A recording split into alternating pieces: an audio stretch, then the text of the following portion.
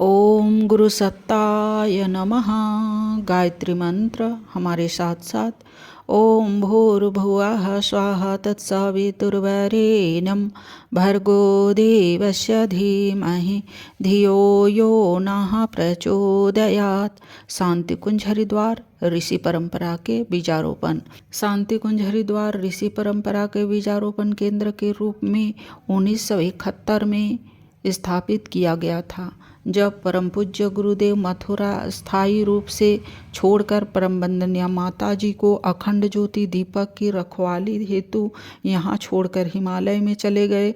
गुरु सत्ता के निर्देश पर वे पुनः 1 वर्ष बाद लौटे और तब शांति कुंज को उन्होंने एक बड़ा विराट रूप देने सभी ऋषिगणों की मूलभूत स्थापनाओं को यहाँ साकार बनाने का निश्चय किया। इससे पूर्व परम वंदनीय माता जी ने 24 कुमारी कन्याओं के साथ अखंड दीपक के समक्ष 240 करोड़ गायत्री मंत्र का अखंड अनुष्ठान आरंभ कर दिया था। परम पूज्य गुरुदेव ने प्रत्यावर्तन सत्र, जीवन साधना सत्र, वानप्रस्थ सत्र आदि के माध्यम से विभिन्न क्षेत्र में सक्रिय कार्य करने वाले कार्यकर्ता यहीं गढ़े। यह सत्र श्रृंखला कल्प साधना, संजीवनी साधना सत्रों के रूप में तब से ही 9 दिवसीय सत्रों और 1 माह के युग शिल्पी प्रशिक्षण सत्रों के रूप में चल रही है।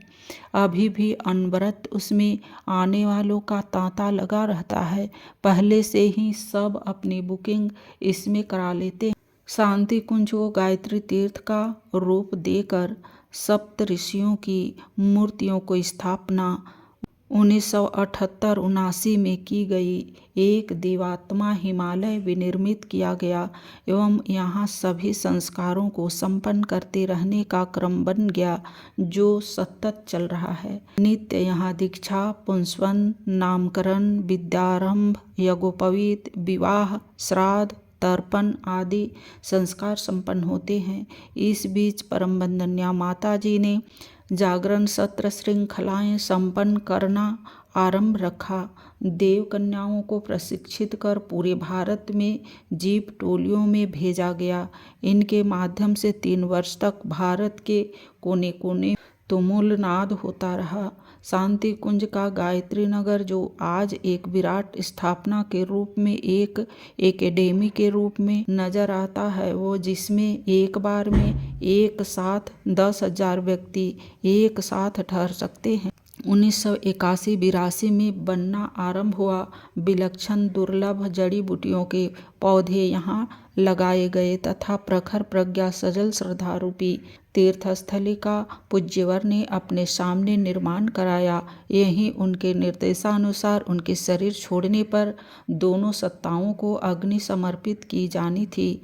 स्वावलंबन विद्यालय से लेकर एक विशाल चौके का निर्माण एवं गायत्री विद्यापीठ से लेकर भारत के सभी सरकारी विभागों के प्रशिक्षण के तंत्र की स्थापना यहाँ पर की गई है एवं यह एक जीता जागता तीर्थ अब बन गया है, जहाँ पर उज्जवल भविष्य की पूर्व झलक देखी जा सकती है। कंप्यूटरों से सज्जित विशाल कार्यालय से लेकर पत्राचार विद्यालय, जहाँ नित्य हजारों पत्रों के द्वारा पूरे तंत्र का मार्गदर्शन किया जाता है।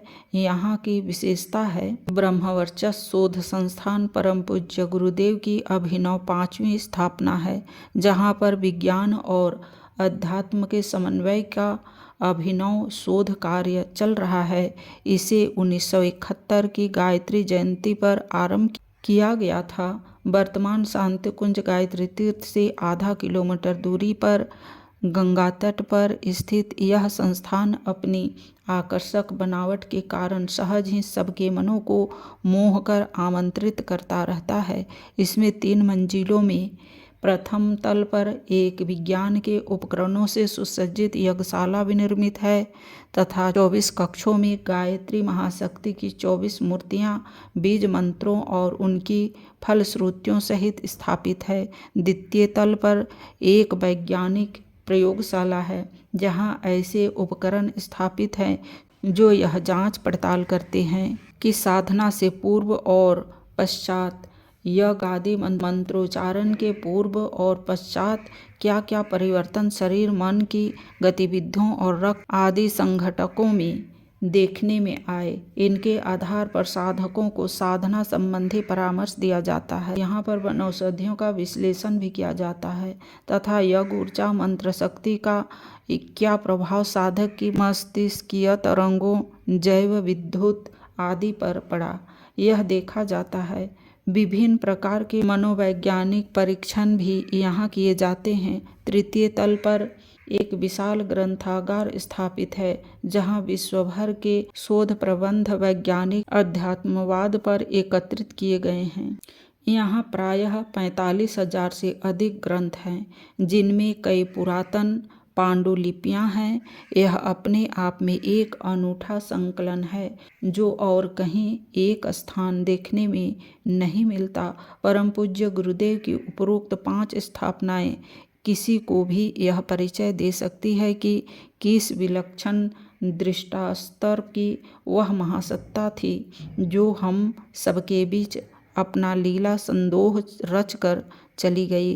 प्रत्यक्ष तो यह केंद्रीय 5 स्थापनाएं नजर आती है, किंतु 4800 से अधिक अपने भवनों वाले प्रज्ञा संस्थान, 40,000 से अधिक प्रज्ञा मंडल और स्वाध्याय मंडल तथा अगणित गायत्री परिवार की शाखाएं, यदि इनमें मिलाई जाए तो इनका मूल्य राशि में आंका नहीं जा सकता। यही वह सब है जो उस महापुरुष को एक अवतारी स्तर की सत्ता के रूप में प्रतिष्ठापित करता है और जिसके कृत्व पर श्रद्धावंत होने का मन करता है।